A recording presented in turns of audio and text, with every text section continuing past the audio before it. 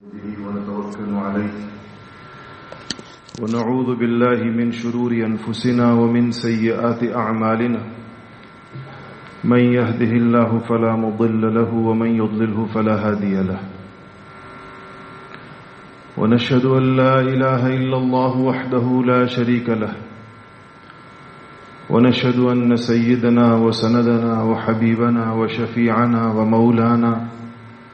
محمدا عبده ورسوله أما بعد فأعوذ بالله من الشيطان الرجيم بسم الله الرحمن الرحيم قال الله سبحانه وتعالى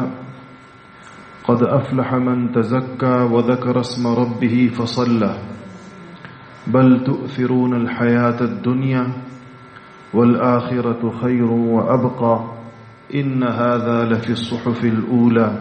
صحف إبراهيم وموسى وقال الله سبحانه وتعالى قد أفلح من زكاها وقد خاب من دساها صدق الله العظيم درود شریف پڑھیے اللہم صلی اللہ علیہ وسلم. عزیزان گرامی، اللہ سبحانہ و تعالی کا بڑا فضل اور اس کا احسان ہے کہ اس نے ایک دفعہ پھر ہمیں اس مرکز میں اپنے نام کے اوپر جمع ہونے کی توفیق عطا فرمائی ہے. بہت سے بزرگوں کا یہ خیال ہے کہ یہ لفظ انسان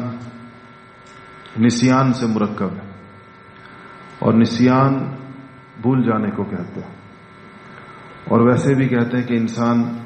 خطا و نسیان کا مرکب ہے. تو بھول جانے والے کو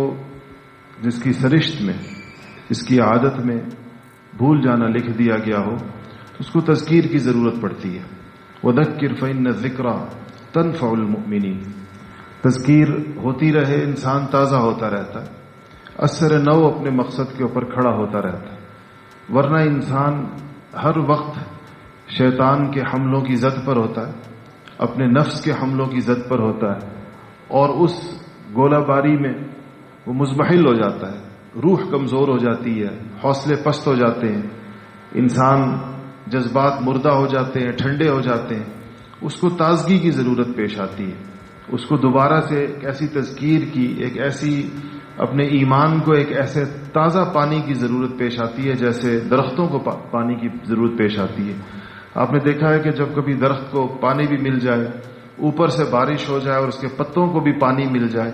تو ان درختوں پر ایک خاص قسم کی رونق آ جاتی ہے. ان کی سبزی، ان کا جو سبزہ ہوتا ہے، اس میں آنکھوں کی ایک عجیب تراوٹ کا سما آ جاتا ہے. انسانی روح بھی اسی سے مشابہ ہے.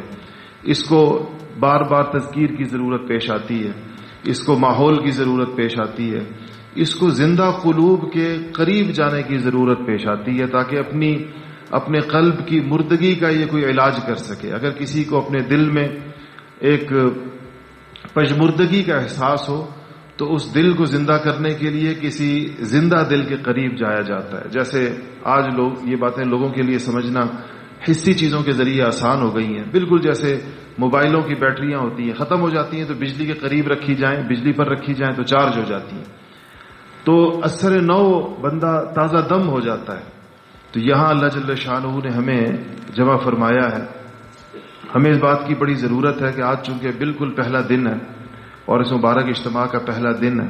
اور ہمارے پاس اس کے بعد کل کا دن، پرسوں کا دن، اس کے بعد انشاءاللہ اتوار کے دن دعا ہوگی. تو یہ بات بہت زیادہ اہم ہے کہ ہم یہ دن کس طرح گزاریں، یہاں ہماری آمد کا مقصد کیا ہے، اور اپنے اس مقصد سے ہم زیادہ سے زیادہ کیسے مستفید ہوں. عزیزان گرامی، ایک ہی قسم کے ماحول اور ایک ہی قسم کی فضا میں رہنے والے لوگوں میں بھی استفادہ کرنے والوں میں سے ہر ایک کی نوعیت مختلف ہوتی ہے، اور ہر دور میں ایسا ہوتا ہے. حضرات صحابہ رضوان اللہ تعالی علیہم اجمعین کے اندر جو تفضیل بیان کی جاتی ہے تو آپ دیکھیں تو وہاں پر بھی صحبت سب حضرات کو میسر تھی. فضیلت میں ایک درجے میں سارے برابر ہیں کہ شرف صحابیت میں برابر، لیکن اللہ جل شانہ نے کسی کو زیادہ اونچا کر دیا، کسی کو نبی کریم صلی اللہ علیہ وسلم کے بعد کا درجہ دے دیا. جس اہل سنت والجماعت کہتے ہیں کہ فضیلت کی ترتیب وہی ہے جو خلافت کی ترتیب ہے، پھر عشرہ مبشرہ ہیں، پھر بدری ہیں، احد کے لوگ ہیں، السابقون الاولون ہیں، یہ باقیوں سے افضل ہیں. تو اس طرح ہر دور میں ایک ہی جگہ سے، ایک ہی ماحول سے، ایک جیسے ہدایت کے مواقع ہوتے ہوئے استفادہ کرنے والوں کی نوعیت میں فرق ہوتا ہے۔ کوئی بہت زیادہ استفادہ کر لیتا ہے، کوئی اپنے وقت سے بہت فائدہ اٹھا لیتا ہے، اپنے وقت کو صحیح معنوں میں قیمتی بنا لیتا ہے، اور کوئی تھوڑا اٹھاتا ہے، اپنی اپنی ظرف کے بقدر، اپنی اپنی ہمت اور مجاہدے کے بقدر، اپنی نیتوں اور ارادے اور عزائم کی بلندی کے بقدر اللہ جل شانہ انسانوں کو عطا فرماتے ہیں۔ اللہ جل شانہ کے نزدیک تو اس کی ساری مخلوق، اللہ ان سب کو فائدہ پہنچانا چاہتے ہیں، لیکن اس نے اپنے فائدہ پہنچانے کے لیے جو سنتیں مقرر کی ہیں، اس کو جو جتنا زیادہ اختیار کرتا ہے تو اللہ جل شانہ اس کو اتنا زیادہ فائدہ پہنچاتے ہیں، اور جو جتنی ان دینی مواقع کی جتنی زیادہ قدردانی کرتا ہے، جس کے سامنے زیادہ اونچے مقاصد ہوتے ہیں، جس کے سامنے زیادہ اونچے عزائم ہوتے ہیں، تو اللہ جل شانہ کی مدد پھر اسی کے بقدر اس کے ساتھ شامل حال ہو جاتی ہے۔ اس کے ساتھ جس کی محنت اور جس کی کوشش اور زیادہ بڑھ جاتی ہے تو اللہ تعالیٰ کا فضل بھی اس کی طرف زیادہ متوجہ ہو جاتا ہے۔ اس لیے یہاں ہماری جو آمد ہے، اور یہ جو ایک مختصر سا وقت اس وقت چونکہ اجتماع کے لیے ہم لوگ آئے ہیں اور اجتماع کے نام پر یہاں پر جمع ہیں اس وقت، اس لیے اس اجتماع سے زیادہ مستفید ہونا ہمارا اولین مقصد ہے۔ یہاں جب بھی ساتھی جمع ہوں، ہم دیکھیں کہ یہ کئی چیزوں کو ہمیں ہمیشہ پیش نظر رکھنا چاہیے۔ ایک تو اللہ جل شانہ کا بڑا فضل ہے کہ اس نے ہمیں عبادت کے لیے ایک مرکز عطا فرمایا۔ دین کے شعبے مختلف ہیں، متعدد ہیں، اور ان سب کی ضرورت ان کے اس نوعیت کے اپنے اپنے مراکز ہوتی ہے۔ بعض مراکز قائم کرنا بڑا آسان ہوتا ہے کیونکہ اس میں زیادہ عمل دخل تعمیرات کا ہوتا ہے کہ تعمیر ہو جانے کے بعد اس پر کسی بھی نام کا بورڈ لگا دیا جائے تو وہ بھی مرکز کہلائے گا۔ لیکن عبادت کے مراکز، ایسے مراکز جہاں اصلاح ہوتی ہو، ایسے مراکز جہاں پر انسان آئے تو اس کی قلبی کیفیت پہ فرق پڑتا ہو، ایسی جگہ جہاں پر اس کو صحبت کے اثرات اس کے اوپر مرتب ہوتے ہوں، جہاں پر اس کو عبادت کی ایک ایسی فضا سے سابقہ پڑتا ہو کہ خود بخود اس کا دل آتے ہی عبادت کی طرف راغب ہو جائے، اور اس کو ایسے لگے کہ جیسے اس نے اپنے پیچھے جو چھوڑ دیا ہے بس اس کی فکر بھی اس سے گئی، اور اب آخرت کی فکر اس کے اوپر غالب ہے، اللہ جل شانہ کو راضی کرنے کی فکر اس پہ غالب ہے، اللہ تعالیٰ کی محبت اپنے دل میں بڑھانے کی فکر اس پہ غالب ہے، اپنی اصلاح کی فکر اس پہ غالب ہے، نفس اور شیطان سے اپنی جان چھڑانے کی فکر اس پہ غالب ہے، مرنے کے بعد کی زندگی کو درست کرنے کی فکر اس پہ غالب ہے، اپنی قبر، اپنا حشر، برزخ کی زندگی، آخرت کی زندگی، یہ حقائق جو عام زندگی میں ہم سے اجھل ہو جاتے ہیں، پوشیدہ ہو جاتے ہیں، زندگی کے ہنگاموں کے اندر ہم سے دائیں بائیں ہو جاتے ہیں، وہ انسان کے اگر سامنے آ جائیں تو یہ اس کی زندگی کا سب سے قیمتی ترین وقت ہوتا ہے۔ اس سے زیادہ اچھا وقت کیا ہوگا، اور اس سے زیادہ اچھے لمحات کیا ہوں گے کہ اگر انسان کو یہ چیزیں میسر آ جائیں۔ ہم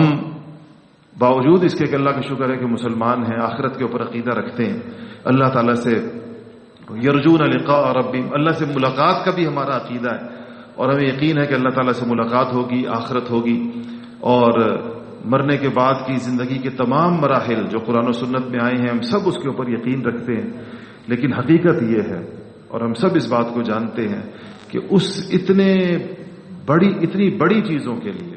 جو ہمارے ساتھ آخرت کے اندر پیش آنے والی ہیں، مرنے کے بعد جو زندگی شروع ہونے والی ہے، اس کو ہماری توجہ کا، اور اس کو ہمارے اوقات کا، اور اس کو ہماری بھاگ دوڑ کا، اور ہماری ہمت اور حوصلے کا جتنا حصہ درکار ہوتا ہے ہم اس کا عشر عشیر بھی نہیں دے رہے ہوتے، اس کا 20واں حصہ بھی ہم نہیں دے پا رہے۔ ہماری اور مصروفیات ہمارے اوقات کو نگل رہی ہوتی ہیں، ہماری عمر کو نگل جاتی ہے، ہمارے اپنی پچھلی زندگی کے اوپر انسان مڑ کے دیکھے تو ایسے لگتا ہے جیسے اس کی زندگی کسی چیز نے کھا لی ہو اور ہڑپ کر لی ہو، ایسے اپنی زندگی انسان کو ضائع اور برباد محسوس ہوتی ہے اگر وہ مڑ کر پچھلے سالوں کی طرف دیکھے۔ اب یہ ہم سب کو اس ابتلاء اور آزمائش کا سابقہ ہے۔ ایسے وقت میں ہماری ضرورت کیا ہوتی ہے؟ جب ہمیں یہ پتا ہو کہ ہم سے زندگی کی قیمتی لمحات اور اوقات اس طرح ضائع ہو رہے ہیں اور ہماری زندگی ہمارے ہاتھوں سے پھسل رہے ہیں اور نکل رہے ہیں، اور ہر گزرتے دن کے ساتھ ہم قبر اور آخرت کی طرف قریب ہو رہے ہیں، اور اتنا بڑا ایک کرنے کا کام تھا جو اللہ جل شانہ نے ہمیں جس کے لیے دنیا کے اندر بھیجا تھا، اس کا حساب کتاب ہونے والا ہے۔ یعنی ایک ایک عمل کا حساب ہونے والا ہے، جس لیے اللہ نے بھیجا تھا کہ لیبلوکم ایکم احسن عملا، کہ تم میں سے کون بہترین عمل لے کر، احسن عمل لے کر میرے پاس آتا ہے۔ تو آج اگر ہم اپنی جھولیوں کی طرف نگاہ ڈالیں اور سوچیں کہ احسن عمل میں سے کیا رکھا ہے جو اللہ تعالیٰ کے سامنے پیش کرنا ہوگا، اور جو مر گیا اس کی قیامت قائم ہو گئی، تو جس کی قیامت قائم ہو گئی اس کے سامنے تو یہ سوال و جواب کھڑے ہو گئے کہ وہ اپنا احسن عمل پیش کرے۔ ہم جب ان چیزوں کی طرف غور کریں گے تو ہمیں یہ سمجھ میں آئے گا کہ ہماری زندگی کے اندر وہ لمحات سب سے قیمتی ہیں جو ہمیں ہمارے مقصد زندگی کی طرف متوجہ کرتے ہیں۔ وہ لمحات ہماری زندگی کا خلاصہ ہیں، اور وہ لمحات ہماری زندگی کا عطر ہیں، جن لمحات میں ہمیں اس طرف توجہ کرنے کی، اس حوالے سے فکر مند ہونے کی، اس حوالے سے اللہ تعالیٰ کی طرف رجوع کرنے کی، اور اس حوالے سے وہ اعمال کرنے کی جن اعمال سے اللہ جل شانہ راضی ہوتے ہیں اور جو اللہ تعالیٰ کا مطالبہ ہے۔ یہ سب سے قیمتی بات ہے، اس سے بڑی بات اور کیا ہوگی؟ اس لیے اللہ جل شانہ نے ہمیں اس قیمتی بات کے لیے یہاں پر جمع کیا ہے۔ اب اگر یہاں آ کر بھی یہ ہماری غفلت کی نظر ہو جائے، جیسے پچھلی زندگی غفلت کی نظر ہے، جیسے اپنے مقام کے اوقات غفلت کی نظر ہے، تو آپ سوچیں کتنا بڑا خسارہ ہے اور کتنی اس موقع کی ناقدری ہے۔ اس طرح کہا ہے فَبِأَيِّ حَدِيثٍ بَعْدَهُ يُؤْمِنُونَ، اس کے بعد کس چیز کے اوپر، کون سی ایسی چیز ہوگی جو انسانوں کا دل دہلائے گی یا انسان کا دل ہلائے گی کہ اتنے اہم موقعوں پر بھی ہمارا دل اس طرف نہ متوجہ ہو پائے، اور ہم اپنے ساتھ وہ سارے دل و دماغ کے وہ سارے جھگڑے جس نے وہاں ہمیں اللہ سے غافل کر رکھا ہے وہ ہم یہاں پر بھی لے کر آئیں اپنے ساتھ، اور یہاں بھی اسی میں مشغول رہیں۔ ہمیں اتنی اپنے آپ کو مخاطب کر کے عرض کرتا ہوں یہ سب کہ ہمیں ضرور اتنا سمجھدار ہونا چاہیے کہ ہمیں یہ پتہ ہو کہ ہمیں اللہ جل شانہ سے غافل کرنے والی چیزیں کون سی ہیں، وہ کون سی چیزیں ہیں، وہ کون سے خیالات ہیں، وہ کون سی مصروفیات ہیں، وہ کون سے مشاغل ہیں، وہ کون سی فکریں ہیں، وہ کون سے اندیشہ ہائے دور دراز ہیں، وہ کون سی تگ و دو اور بھاگ دوڑ ہے جس نے ہمیں اللہ سے غافل کر رکھا ہے، جس نے ہمیں اعمال سے غافل کر رکھا ہے، جس نے ہمیں عبادات سے غافل کر رکھا ہے، جس نے ہمارے دل کی نرمی لے لی ہے، دل کی رقت لے لی ہے، اور اللہ جل شانہ کے سامنے مناجات کی لذت سے محروم کر دیا۔ ہم جب سوچیں گے ان چیزوں کو تو یہاں اس جگہ آنے کا مقصد اس کو پس پش ڈال کر آنا ہے۔ اگر اس کو ہم پس پش ڈال کر یہاں کچھ وقت گزاریں اور ویسے گزاریں جیسے ہمارے بڑے ہم سے چاہتے ہیں، تو کتنی اللہ جل شانہ سے اس بات کی امید ہوتی ہے اور کتنی توقع ہوتی ہے کہ ہمیں ہمارا مقصود اللہ پاک عطا فرما دیں گے۔ اللہ جل شانہ ہمیں ہماری جھولیاں اپنی خیروں سے اور برکتوں سے اور اپنی رضا سے اور اپنے آپ کو راضی کرنے والے اعمال کی عادت دے کر اللہ جل شانہ اگر ہمیں واپس بھیجیں تو یہ ہمارا جانا جو ہے یہ بہت بڑی کامیابی کی واپسی، یہ اپنے مقصد کے حصول کی واپسی ہے۔ اور اگر ہم اس کو یہ سمجھ کر کہ جیسے دنیا میں بہت سی جگہوں پر لوگ جمع ہوتے ہیں، فسق و فجور کے اڈوں پر بھی لوگ لاکھوں کی تعداد میں جمع ہو جاتے ہیں، اور رسم و رواج کے نام پر بھی لوگ بہت زیادہ جمع ہو جاتے ہیں۔ آپ کو تو پتہ ہے کہ دنیا بھر کے اندر لوگوں کے جمع ہونے کے 20 عنوان ہیں، 20 نام ہیں، اس سے لوگ جمع ہوتے ہیں۔ ہم اس کو بھی اگر ایک ایسا روایتی اور رسمی موقع سمجھ لیں کہ بس یہ ایک رسم ہے، ہم نے اس کو ادا کر لیا، تو ہم پھر فائدہ اٹھا کر جانے والوں میں شمار نہیں ہوں گے، ان لوگوں میں ہمارا شمار نہیں ہوگا جنہوں نے اس کا پورا فائدہ اٹھایا۔ اس لیے یہاں جب ہم آئیں تو ایک پہلی چیز جو شاید ماحول کی سب سے بڑی ضرورت ہے کہ اپنی یکسوئی کو خراب کرنے والی اور اللہ تعالیٰ سے توجہ ہٹانے والی اور عبادت میں دل لگانے سے روکنے والی جو چیزیں ان سے ہم کم از کم ان 4 دنوں کے لیے بالکل مجتنب ہو جائیں۔ اگر آپ اپنی ضرورت کے لیے موبائل اپنے ساتھ لائے ہیں تو اس کو بند کر دیں 3-4 دن کے لیے، کسی ایک وقت میں کھول کے گھر والوں کو اطلاع کر دیں اور اس کو بند کر دیں۔ اب دیکھیں اس فضا کے اندر جہاں سارا وقت اللہ اللہ ہو رہی ہو، اس میں اگر ہمارے موبائلوں سے موسیقی کی گھنٹیاں بھی یہاں بجتی رہیں، کیونکہ ہزارہا لوگ ہیں، ان میں اگر سینکڑوں کے بھی بجتے رہیں تو سارا وقت ٹنگ ہوتی رہے گی موسیقی کی آوازیں، اور یہ مسجد ہے ساری کی ساری۔ بہت سے لوگ اس میں بے احتیاطی کرتے ہیں، ہمارے انتظامیہ کے ساتھی انشاءاللہ آپ کو اس حوالے سے سمجھاتے رہیں گے، لیکن آپ اس کو سب سے پہلے یہ آپ کو یہاں آ کر بھی یکسو ہونے سے روکنے والی ایک بہت بڑی چیز یہ۔ دوسری چیز جس کا رمضان کے اندر ہم اہتمام کرتے ہیں الحمدللہ یہاں پر، اور اس کا اہتمام کرنے سے اس کے نتائج اور ثمرات الحمدللہ اب رمضان پورے میں اور خاص طور پر اس کے آخری عشرے میں دیکھتے ہیں، اور وہ اس مرکز کی خصوصیت ہے۔ ورنہ جہاں پر بھی اتنے لوگ جمع ہو جائیں تو سب سے پہلی چیز جو پیدا ہوتی ہے وہ شور ہے، اور وہ ایک ہڑبونگ ہے، اور وہ ایک ایسا ہنگامہ ہے کہ اس میں کان پڑی آواز سنائی نہیں دیتی۔ اس سے کہیں کم لوگ کہیں جمع ہو جائیں۔ ابھی آپ کتنے لوگ یہاں جمع ہیں؟ آپ دیکھیں، اللہ کا شکر ہے کہ بالکل آپ سکوت طاری ہے۔ آپ سے 10 گنا کم لوگ اس وقت دوابہ بازار میں ہوں گے، لیکن آپ دیکھیں وہاں کتنا شور ہوگا۔ تو اللہ جل شانہ کو بازار سب سے زیادہ ناپسند ہے اور مساجد سب سے زیادہ پسند ہے۔ احب البلاد اور ابغض البلاد احادیث میں آیا ہے۔ علماء نے اس کی توجیحات میں بہت سی چیزیں لکھی ہیں۔ اس کے اندر ایک اس بات کو بھی لکھا ہے کہ بازاروں کا شور و غوغا، اور بازاروں کے اندر جو گالی اور گلوچ، اور بازاروں کے اندر جو ہر ایک ہنگامہ، اور مساجد کا سکون اور اطمینان اور وہاں کی خاموشی، یہ اللہ جل شانہ کو پسند۔ اس لیے جس طرح ہم اس کا اہتمام رمضان کے اندر خاموشی کا کرتے ہیں، چونکہ ہر سال ہمارے ہاں الحمدللہ نئے ساتھی بہت بڑی تعداد میں آتے ہیں، اور اجتماع کے پہلے دن وہ منظر ہوتا ہے جو پچھلے اجتماع کے آخری دن ہوتا ہے عام طور پر۔ تو اس لیے اس بات کی پھر ضرورت پیش آتی ہے کہ پرانے ساتھی جو آتے رہتے ہیں الحمدللہ ہر سال، وہ اپنے نئے مہمانوں کو، نئے ساتھیوں کو اس بات کے اوپر آمادہ کرتے رہا کریں اور قائل کرتے رہا کریں کہ وہ اس میں شور نہ کریں اور وہ اس سے باتیں نہ کریں۔ اور کیونکہ اتنے مجمع میں جب 100 150 200 لوگ بھی یہ کام کرتے ہیں تو ایسے لگتا ہے جیسے سارا مجمع اس سے متاثر ہو رہا ہے، پورا ماحول اس سے متاثر ہو رہا ہے۔ تو ہم اگر عبادت کے ماحول کو خراب کریں اور ہم عبادت کے ماحول میں رکھنا ڈالیں تو یہ تو نقصان کی بات ہے، کوئی فائدے کی بات ہمارے نہیں۔ اس سے دوسری چیز یہ ہے کہ ہم اس میں خاموشی کا اہتمام کریں۔ تیسری بات یہ کہ یہ وقت، جس طرح میں نے عرض کیا کہ یہاں آنے کے بعد اگر ہم ان دو چیزوں کا، خاموشی کا اور یکسوئی کا اہتمام کر لیں گے، تو اولین چیز جس کی طرف آپ کا دل متوجہ ہوگا، آپ خود محسوس کریں گے، تو وہ عبادت کی طرف ہوگا۔ دو چیزیں، یہاں کچھ اجتماعی اعمال چلیں گے، یہاں پر ممبر سے بات ہوگی، تو جب اجتماعی عمل کا وقت ہو تو وہ وقت تو ہم پوری یکسوئی کے ساتھ بات سنیں کہ ہمیں سمجھائی کیا بات جا رہی ہے، کہیں کیا بات جا رہی ہے، ہمیں ہمارے فائدے کی کون سی بات سمجھائی جا رہی ہے۔ اور جب وہ بات ختم ہو جائے تو اس کے بعد جتنا وقت ہوتا ہے وہ اپنی بنیادی ضروریات پوری کرنے کے بعد، یعنی کچھ سونا، کچھ کھانا انسان کی ضرورت ہے، بیت الخلاء میں جانا انسان کی ضرورت ہے، اس کے علاوہ جتنا وقت بچ جاتا ہے وہ عبادت کے لیے ہوتا ہے۔ اس وقت کے اندر ہماری تسبیحات، ہماری تلاوت، ہماری اذکار، ہمارے جو معمول، اپنی دعائیں، ان ساری باقی سارے اوقات اس کے اندر رکھیں۔ اور یہ اپنے ذہن میں رکھیں کہ جب اتنے سارے لوگ اتنی دور دور سے یہاں جمع ہوں اور وہ واقعی عبادت کے لیے جمع ہوں اور اپنی زندگی کا مقصد سمجھنے کے لیے جمع ہوں، تو یہ ہمیشہ ذہن میں رکھیں کہ اس مجمع کی اللہ جل شانہ کی نگاہ میں کیا حیثیت ہوتی۔ احادیث میں ذکر کے لیے جمع ہونے والوں کے بارے میں جو حدیثی کتابوں میں کتنی صراحت کے ساتھ وہ احادیث موجود ہیں کہ جب لوگ ذکر کے لیے جمع ہوتے،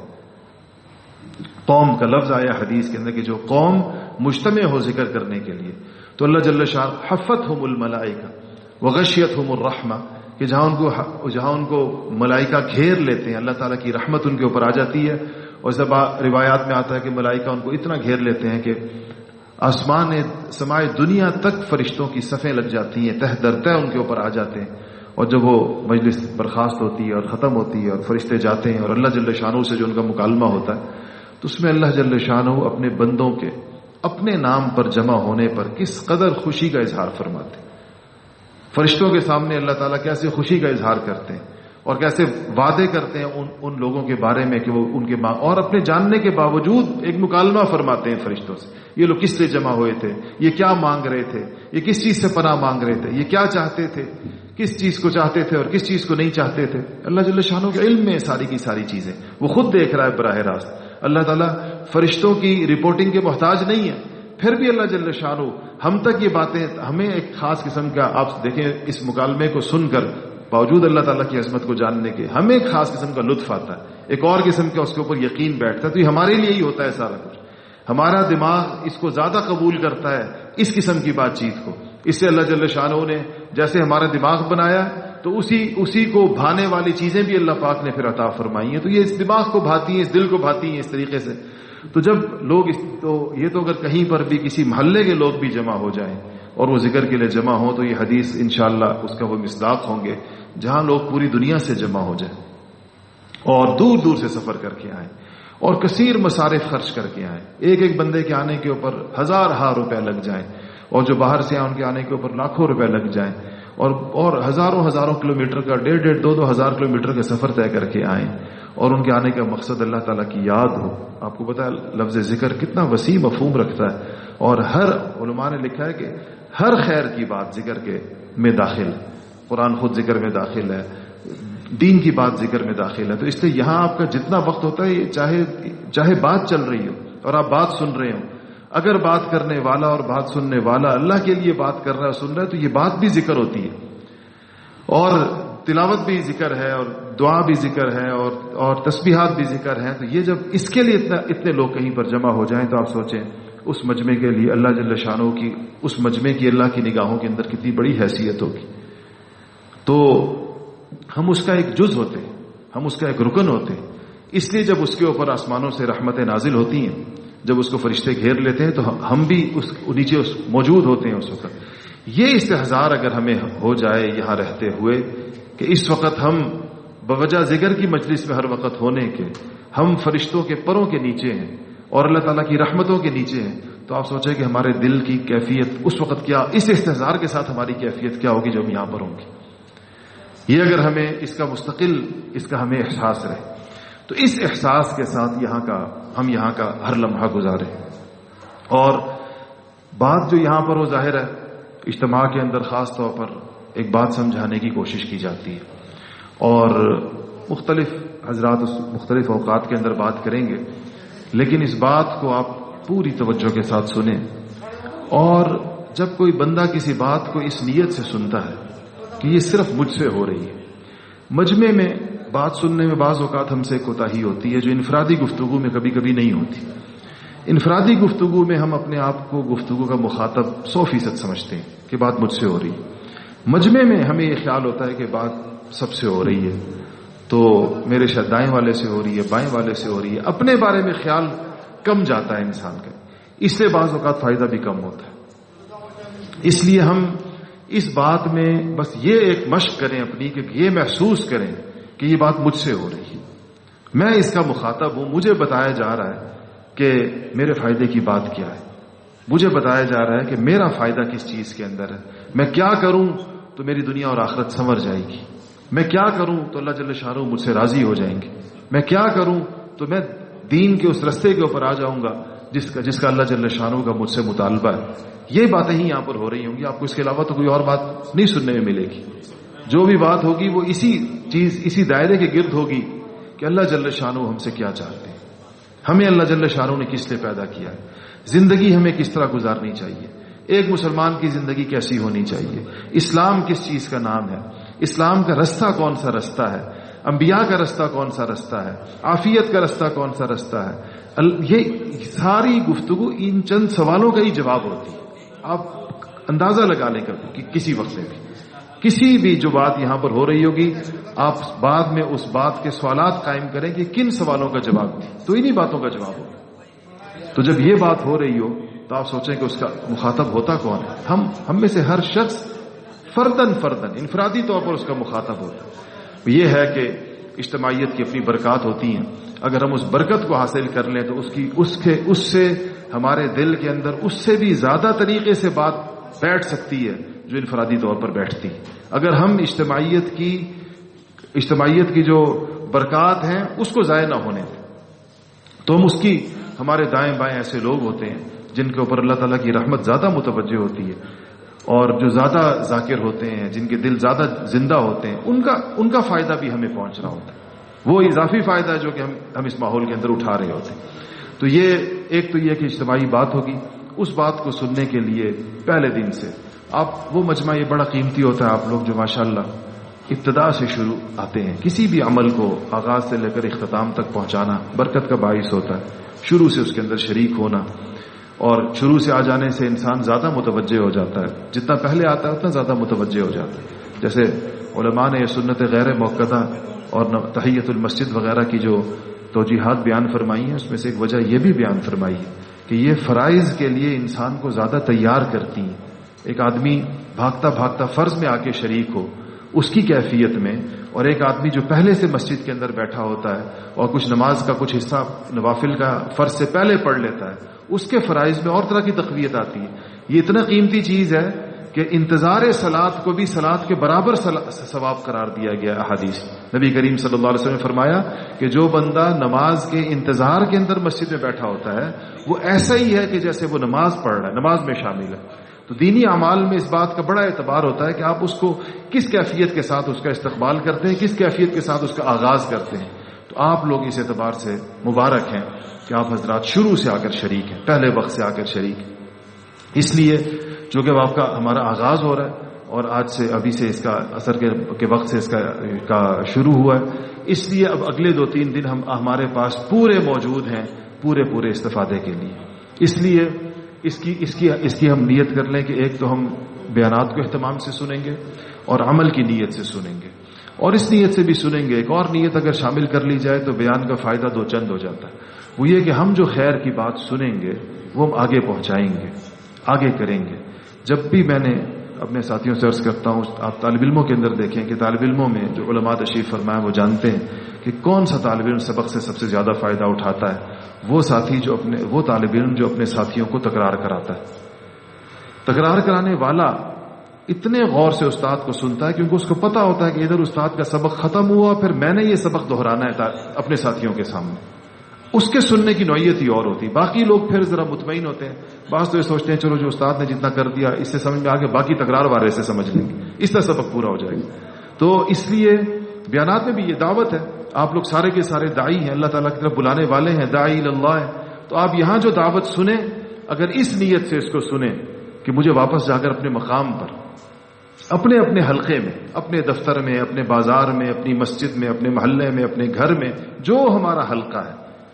جس کے اوپر اللہ نے ہم کو راعی بنایا، کلکم راعٍ وکلکم مسئول، تو ہم جس کے راعی جس کے مسئول ہیں وہاں جا کر ہم ان باتوں کو دہرائیں گے، ان باتوں کو بتائیں گے کہ ہم کیا سن کر آئیں، تو آپ کے سننے کی توجہ میں بدرجہا اضافہ ہو جائے گا، بہت غیر معمولی اچھے طریقے سے آپ سنیں گے۔ تو ایک تو ہم اس کا اہتمام سننے میں اس چیز کا اہتمام کریں کہ عمل کی نیت ہو کہ جو سن رہے عمل کے لیے سن رہے، اور توجہ ہو، اور اس کے بعد دعوت کے طور پر اس پیغام کو جا کر جہاں جہاں ہم جائیں وہاں پر یہاں جو کچھ سنیں اس کی تلخیص اور اس کا خلاصہ ہم لوگوں سے بیان کریں۔